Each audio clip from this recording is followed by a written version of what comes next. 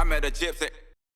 Yeah, so that's kind of what you're saying about Jeffrey, like a 2017 Jeffrey to now, he would get smoked, but he has elevated with the times. I don't know, smoked, but not smoked. It's probably wrong word. I know, but I think we just got way better. I feel like team got way better. Plus, he has a very good bike. I feel like I improved a lot. Team improved a lot.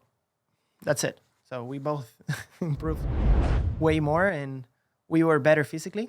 Because you would say, all right, what's the strongest point from Jeffrey? It's the sand, right? Okay, I did all the P1s and time practice all year long in the sand.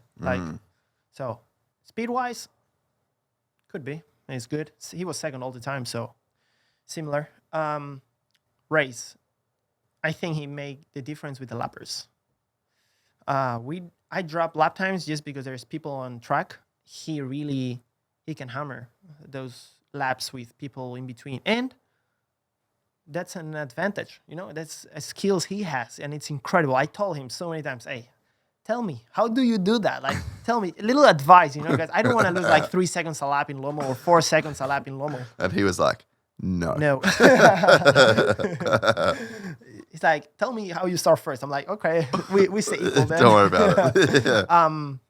So no, Jeffrey, it's very good in the sand, very fast, but he's very good with the lappers. I think that's where he's making the difference at this point or this year. Also in like Arnhem, I was fighting with team. We had very good lap times, and Jeffrey just came when lappers start to show up. So, that's a skill from Jeffrey that I actually admire, and I'm like, okay, I need to learn from him. And what do you think it is? He told me, because I was speaking at Nations, like I think on you're like, Saturday? Bro, I'm leaving, like, I'm gone. Like just on tell Saturday, me. Like only Jeffrey and myself were standing at the Red Bull station. Like everything was closed already. Yeah. Like they had to kick us out. We were talking the whole time about everything and about the bikes, about championship, and about these two, like lappers. And he's like, I think I'm so used to, because he races all year long. Like he does regional races. He does races where I don't even know who's finishing second or third or fourth. Like he does all kind of races. Yes. And maybe he's like taking 10 seconds a lap. He's 10 seconds a lap faster than the guy who's second, in those races. So imagine how many people he needs to lap every time. So he's really used to be in traffic. He knows. I mean, he's not a good starter.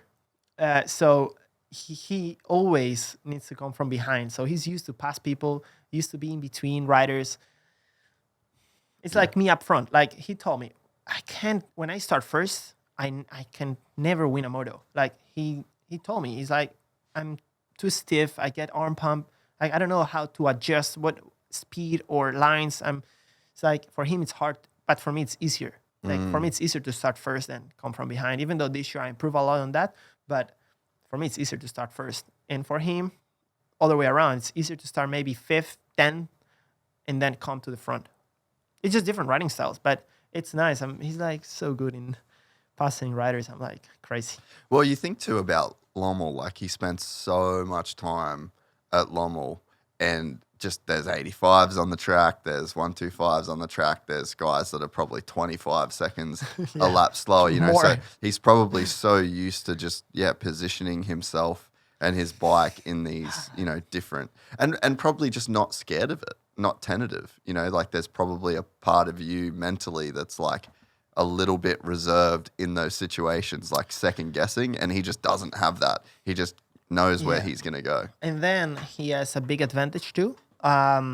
He's very good when track gets worse than gnarly. Like the shitter the better. Like the holes this year in Lommel or Arnhem were unbelievable. Like I can be good for a few laps, like the fastest, no problem.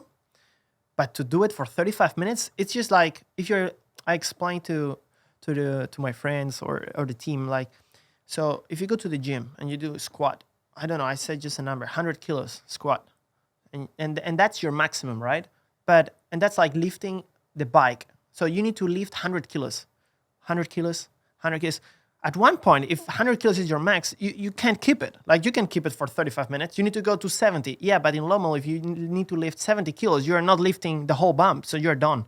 You know what I mean? Yes. Like, and he has the peak from 200 kilos. I have from 100. So Yes.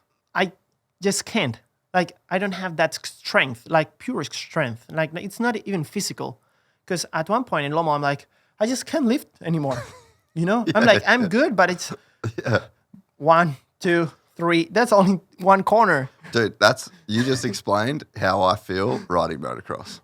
I'm like, I got 2 laps in me where I can go as fast as these people, but then after a while, my fucking eyes start watering. I mentally can't keep doing like that. Whatever it is that it takes for me to do those couple of laps, But that's can't Jeffrey. do it. Jeffrey's special for that. Like, if we go back to what we said from James, if Jeffrey was not there, I would win all the sand races. Yeah. I would be Sandman, you know, like the fastest man, but I'm not because Jeffrey's there, you know? Yeah. But that's cool because I told Jeffrey, I said, you're the motivation why I stay here the last years in the GPs. Really? Yeah, I told him. When I signed my first 450 contract, I signed because I wanted to beat Jeffrey. That was the only goal. My goal was even like to beat Jeffrey and then the championship, you know, but first Jeffrey. I think I even said it here last year, but yeah, I told him at Nations, I'm like, hey, thanks because you were my motivation all this time. You're the guy I always look to in the GPs. Like, I need to beat this guy. That's so cool. So fast. I feel like he rides very good at bike. He's aggressive, yeah.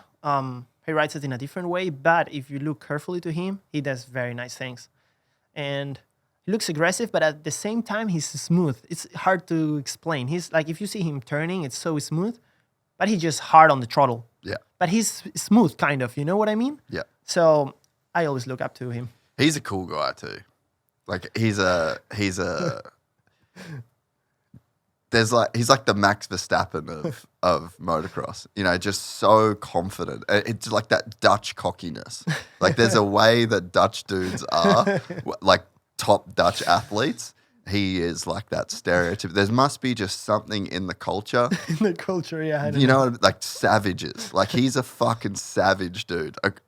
All the facets of his life, like making money, like all these different ways to be like, not like to be a dude, but all the different things that he's into, like savage. And that's a very, I don't know, it's like a special mentality that he's got. But he's also, I feel like he's very honest. Like he has no problem saying where you're better than him or where other guys are better. I would say more the last couple of years, 2 or 3 years. I would say. I think he became more like that. I don't think old Jeffrey would say that. I think he would agree too. Yeah. I think right now he maybe changed his mentality a little bit. Yeah. Yeah, getting older. Getting older, like injuries. You get humbled a little bit in life. Their competition is getting better, so you can't win every single moto anymore. Yeah. You can't. It's just difficult, you know? Yeah. It must have been cool to have that conversation knowing that you're leaving, you're not going to be competitors anymore. Like that chapter's almost closed. Because, I mean, even when I was at Trentino and we were all in the energy, we were all just kind of talking. There's like a certain tension between you guys, but it's not in a negative way. No. But it's like like me and you are talking, and he's listening to what you're saying. Yeah, and then you're not talking to me the way that you would normally talk to me, and then I'm talking to him, and then you're listening. It was like you could just tell the vibe and the tension between you guys, and it makes total sense. I mean, it's different the way we talk during the year than the way we talked maybe on Nations, for after sure. the race. Like, that must be cool though. But I mean, it's normal. Come on, we are fighting for the title. I don't want to talk too much about some things to give you an advantage. I don't know, you know. And you get massive paychecks from the same company. So, like there's definitely a weird dynamic well, there. To be honest, I don't even think about the money. Never. I never think about the money. If you enjoyed this content, please like and subscribe. And to listen to the full 3-hour podcast, search Gypsy Tales in your favorite podcast platform or click the link in the description below. Gypsy Gang.